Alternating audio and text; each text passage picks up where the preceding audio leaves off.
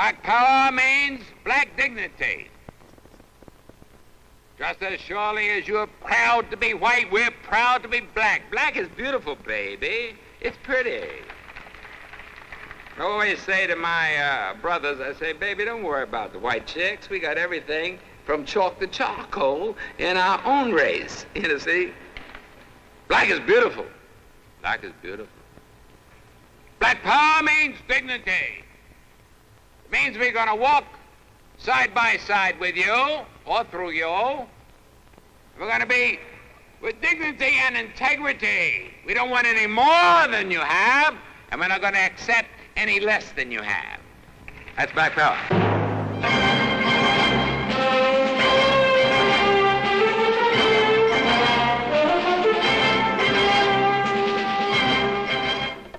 An insight into black power from Adam Clayton Powell, Floyd McKissick, Nathan Wright, Muhammad Ali, formerly Cassius Clay, Whitney Young, Eldridge Cleaver, Dick Gregory, Martin Luther King, Alex Papillon, Alexander Allen, H. Rap Brown, Malcolm X, and Stokely Carmichael, some of the men who speak for black power.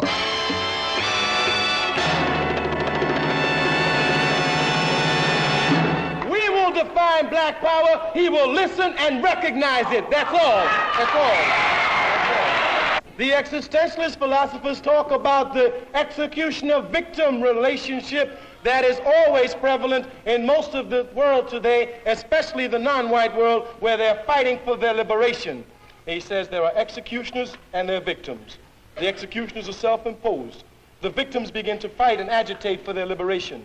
They use all type of means to get their liberation. The revolutionary philosopher Frantz Fanon says that what happens is that the victim begins to agitate. He uses all types of means against his executioner in fighting for a position of equality. After he tries a number of means and they do not work, he then begins to imitate the means by which his executioner kept him down. That is usually through force and violence. He says, and then they begin to use it against them, breaking the one taboo that they've never been able to break, hitting back against their executioners, so that you ought not to be upset. If we are violent, the United States taught us very well how to be violent.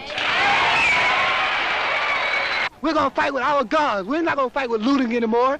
We're going to get on the streets, and we're going to whoop him on his streets, in the ghetto. That's our land. That's where we're going to stay, and that's where we're going to fight. We want to be free, like the whites of this country want to be free. We believe that black power and the future of black power is the future of the United States. Black people seek power, and they must have power to change the conditions under which they live. When you speak of a people who have been deprived, who have been gouged, who have been exploited for all of these years, I think it's a question of settling up. We don't need anybody to tell us to stand up anymore. Not only are we going to stand up, we're going to right the wrongs of our people in this generation. Well, we have to come among ourselves and find out where we are lacking. And after we find out where we are lacking, then perhaps we can do something about correcting these conditions ourselves in our own community, among our own kind. Too long have there been two worlds, a black world and a white world, and we never understood each other. Our language and dialogue is entirely different. We must also realize that the problems of racial injustice and economic injustice cannot be solved without a radical redistribution of political and economic power. Black power, according to my definition, is a very positive thing. It means pride. It means the recognition that a group has dignity and has roots. It means that a group has a right to participate in its destiny and to have an influence on its own community affairs, that it has a right to and should organize its economic and political strength to reward its friends and punish them, as like every other group has done, though they didn't go around shouting Irish power, or Jewish power, or Italian power. They just kept their mouths shut and took over certain institutions. Our problems as black people are vastly different than those of white people simply because we're black and because white people treat us by and large as black people. White people do not discriminate against black people one by one. The word black power really have frightened white America simply because when they hear black power, they think of white power, and white power means napalm, tanks, state police department, high finance, overthrowing governments. Black power do not mean this. It might mean it in Africa where they're in control, but not in America. All we're trying to do is take right and push wrong with it. I believe that the so-called Negro should be allowed to defend himself from the violence of others. And then when the Negro defends himself from the violence of others, this is not violence. This is self-defense. When black people begin to rebel, and you call it riots, we understand that those are not riots, those are rebellions. People are rebelling because of conditions and not because of individuals. No individual creates a rebellion. It's created out of the conditions. And those rebellions will continue. And it's not a long, hot summer. That's white journalistic sensationalism. There's no such thing as a long, hot summer. I know some places around that, snow won't even touch the ground. When we say black power, some hokey said, you mean violence. And then he expects us to say, boss man, we don't mean violence. Later for the hokey, later form. Later form. We will bear arms, and we will begin to use those arms to eliminate the oppression that affects black people. I went to St. Louis, Missouri the other day. They had Black Panthers from all over the country. No one knew about it at all. They had machine guns, recoilless rifles, grease guns, Lugers, 25 of them, all armed. And the chief of police met me at the airport when I arrived, and they were there, right there at the steps. He said, you were violating the law. Yeah, we're violating the law? He said, we're tired of our white and black leaders, Jackie and Martin and Bobby, being killed. We're going to protect this man while he's here. And they didn't arrest one of them. Because they said if you arrest one, then someone's going to die, because we are ready to kill. America herself is a country on record as being prepared for war, even in times of peace. And Negroes should be the same way. They should be prepared at all times to defend their lives, their property, their children, their wives, if unjustly attacked. That's the first power that the man has used against you. That's the first power that's going to get him off of you. When he knows, not that you're willing to die, but that you are willing to kill for your freedom. And nobody in this society ever sought to stop them when they burnt our church down. But when we retaliate, everybody is upset. Don't you worry about it, because we're not going to take it anymore. In Lowndes County, Alabama, last month, they burnt 2 churches to the ground. They were black churches. A week later, a white church was burnt to the ground. Either we will all worship inside, or we will all worship outside. It is completely unrealistic, as hard as those of us who try to be responsible may be. It's unrealistic to expect us to have an all-pervasive influence and to restrain and control every black American and appeal to him to be patient,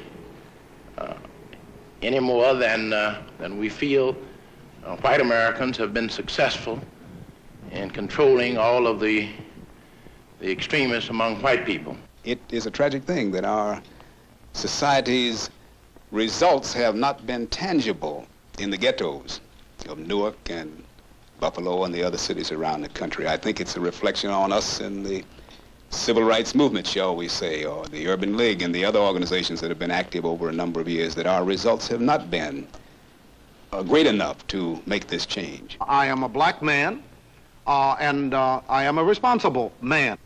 And I want black people to be and become themselves. You can't be discouraged, but on the other hand, neither can you be totally optimistic, considering the kinds of tensions, the kinds of alienation and frustration. When you stop and think, that this bill that they're pushing through, the anti-riot bill, 98% of the senators and the congressmen should be arrested under it, because I don't know another body of people that cross state lines and gather and create conditions that's conducive for riots than this Senate and this Congress. And, you know, when you act with wisdom, you don't pass an anti-riot law, you pass a housing bill, because it's a simple act of nature. Neighbors do not have rights. The primary objective must be justice, for without justice there will not be order, and there should not be order among black people any more than there would be order among white people. Black power is a consequence of the white backlash. Riots are consequences of the white backlash rather than a cause from it. When you talk about law and order, the very law and order that you talk about oppresses us. So therefore we are for the extermination of that law and order. And you have shown us clearly that we can only do it by being armed. I've long since passed the stage of ever blaming white people individually for race prejudice as such.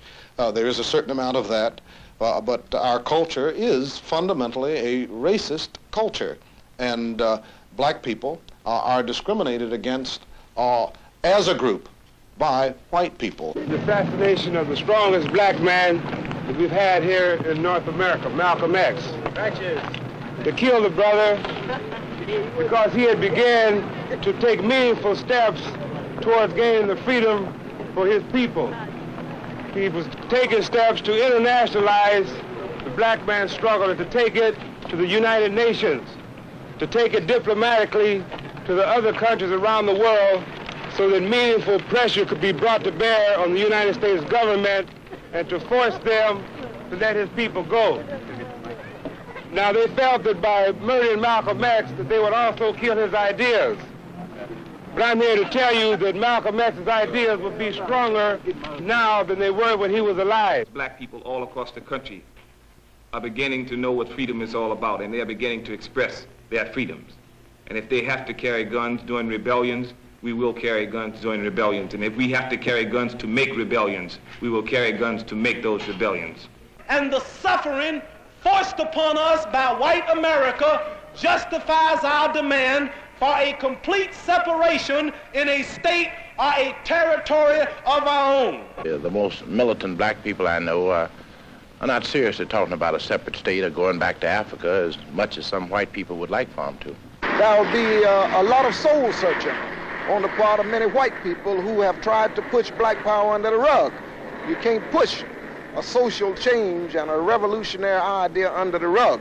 It's here. This is something that we got to deal with, and American society will know it.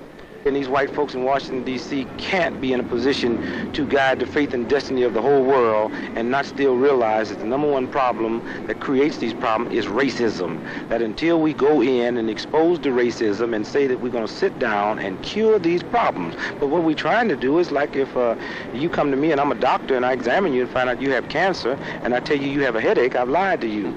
And you're going to die because aspirins will not cure cancer. We say that of the total American population, the people who wheel and deal, who make the decisions, perhaps 10% are genuine bigots. Another 10% are sound on this subject of race. But we've got 80% who are apathetic, indifferent, who are unaware, who are insensitive. They get their impressions from what they read in the headlines. They sometimes don't even finish the full article. And these are the people who are going to tell the story. These are the people who are going to swing the balance as to whether or not we meaningfully meet the needs of people in the ghetto. And if we fail to do it, I'm afraid we're in for much more difficulty than we've had in the past. Let us work together, vote together, move together, boycott together, picket together. And by the grace of God, we're going to win together sooner than you even dream.